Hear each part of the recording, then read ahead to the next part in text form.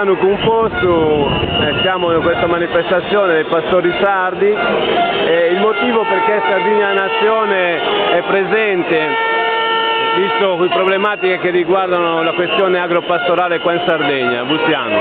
Ma noi non possiamo mancare perché siamo degli indipendentisti che lottiamo per la dignità e per i diritti del nostro popolo.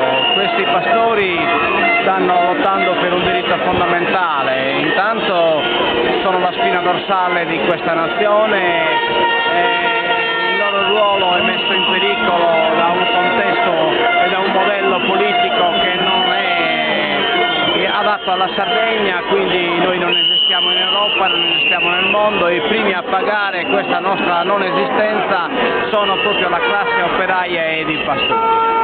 Noi saremo a fianco a loro finché questa battaglia non sarà vinta, anche se sappiamo che non sarà facile, perché sarà possibile trovare delle soluzioni temporanee, ma il vero nocciolo della questione è fare in modo che la Sardegna esista, conti in Europa e possa contrattare con gli altri stati e con le altre nazioni, con le sue risorse e con le sue potenzialità.